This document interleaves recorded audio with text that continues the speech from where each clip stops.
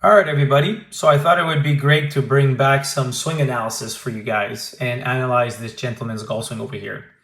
So the first thing that stands out, and I'm sure a lot of you will see it right away, is that his alignment is obviously very close with his feet. Now, this could certainly be unintentional if I never really spoke to this golfer, but you'll soon realize when you see the actual movement pattern that this is happening in an effort to try to correct some of the flaws in his swing. Now, again, it might be a subconscious change that he's naturally doing, but you're going to see that this golfer is very steep on the ball and he cuts across it quite a bit. And so instinctively, what starts to happen with many of you who get too steep on the ball is that you start to close your alignment up to either offset the pull that you're hitting when the club is too steep or to try to facilitate swinging more from the inside. Now, the problem is, although it can certainly help to some degree, it's very much a band-aid, and you're going to see that the root cause of the issues are nothing to do with his feet alignment itself, okay? So as he starts to take the club back, what you are going to notice is that his club head looks like it's actually going back in a decent position in the sense of not rolling too far to the inside, right? Like if we just took a still image of this position and you would look at the club head relative to the hand, you would say, oh, his takeaway is pretty neutral. But what stands out to me, which is far more concerning, is the fact that his forearms are gradually starting to rotate to his right, towards his trail side. Now, why is this a problem? Well, because this movement is going to continue far beyond the takeaway, right? If it started to happen a little bit before the takeaway, you're going to see that it's going to continue to happen. Meaning, his club head certainly looks like it's way outside the hands really early, right? So it looks like he wouldn't pull this club into a flat position, but then because he rotates his forearms so much, as soon as he gets halfway back, the shaft is actually pretty flat, all things considered. So his club head is being picked up a little bit, and then because of the forearm rotation, it's starting to work more and more behind his body. It's very, very flat. Now, what else stands out here that is worrisome? Well, the other part would be the club face here being wide open. Now, he actually doesn't have a lot of extension to his lead wrist. His wrist is actually quite flat. Now, of course, the forearm rotation is going to open the club face some amount. When we rotate our forearms open towards our trail side in the backswing, that certainly will open the club face a little bit. But his club face is very, very open.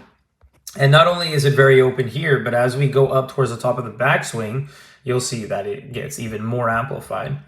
So this top of backswing here for me is where all the issues pretty much just get amplified and then get progressively worse from here. I always talk about the idea that if we want to be able to shallow the club and drop this club to the inside, we need space to be able to do that. Now, the problem is when you have a club alignment that is super laid off at the top of the backswing, not to mention the fact that obviously his face angle is very, very open here, right? If we look at this club face here, that's very concerning.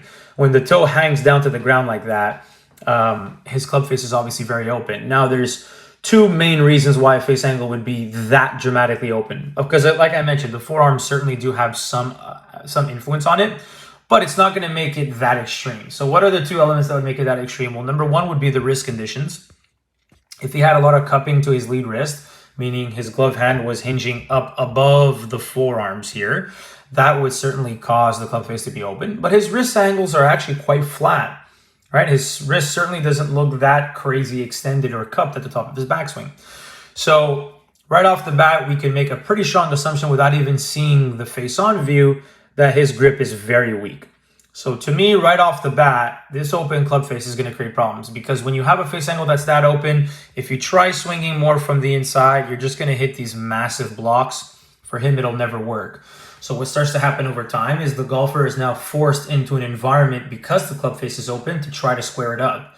So what do golfers naturally do by trying to square up an open club face? They're going to hit really down and left of the golf ball, obviously as a right-hander, right? So they're going to hit down and cut way across it.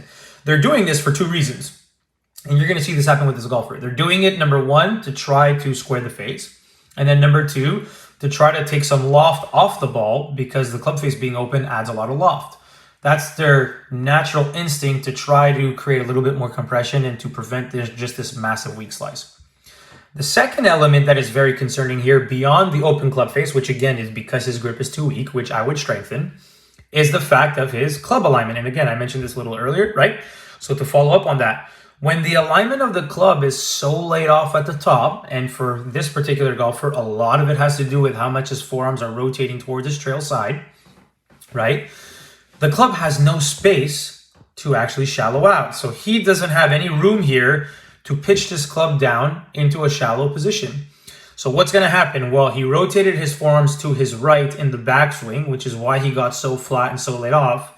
So what happens is a lot of times, especially when it's such an extreme amount of movement, which is very severe like this particular golfer's case, you're going to see a rebound the other way, meaning coming down, he's now going to start to rotate his forearms towards his left or towards his lead side. Well, what is that going to do? That is going to create a massive steepening movement to this club, meaning his forearms started off looking decent, right? In the takeaway, he picked the club up. Then you're gradually going to see these forearms rotate towards the trail side. You're going to see how this lead arm rotates up above the trail arm really fast. And that is a very obvious tell of the forearm rotation. And then the shaft goes back very flat, another tell. And then he gets so laid off here up at the top, he's just got nowhere to go. So naturally, as soon as he starts down here from this type of movement position, you are going to see this club, you're going to see this club just get steeper and steeper and steeper progressively as he starts down. So he's starting his downswing right off the bat. A couple frames later, you can see that this club head is already a little bit steeper. The shaft is more vertical. And then as we continue coming down, now we see that the shaft is even more vertical coming down. And then as we're coming down, now I'll stop it here and get rid of these lines. You're going to see the shaft is even more vertical. And then as we continue, the shaft gets even more vertical. So what's happening is you're seeing a trend here where rather than having this club head dropping down into the inside, this club head is doing the exact opposite. It's kicking out in front of his body. You have to understand, he has no choice to do this. Number one, he has no choice to do this because the face angle is open, which will never allow him to swing from the inside.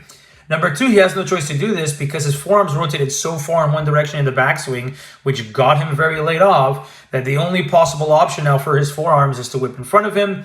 Lo and behold, he comes down on this steeper plane, and then I will show you that visual one last time, right? Again, it's getting progressively more vertical,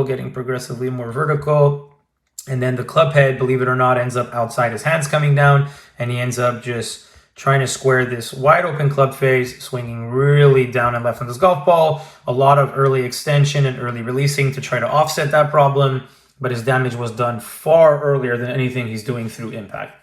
So if we were to back this up, well, what are the two main priorities for this golfer? Because he's got a lot of good in his swing. You know, his shoulder plane is pretty good, pelvic tilt is pretty good. He opens up his trail hip a decent amount. It's not perfect, but it's pretty solid. His changes in knee flex are really good. Like, he has a lot of good mechanics in his golf swing. But that club face has got to get more closed, and he has to do that by strengthening his grip because his wrist angles can only do so much.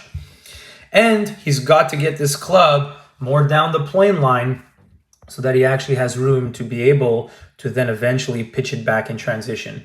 If he does not clean up those two things, these compensations, as we call them, right? This environment he's created are going to continue to exist.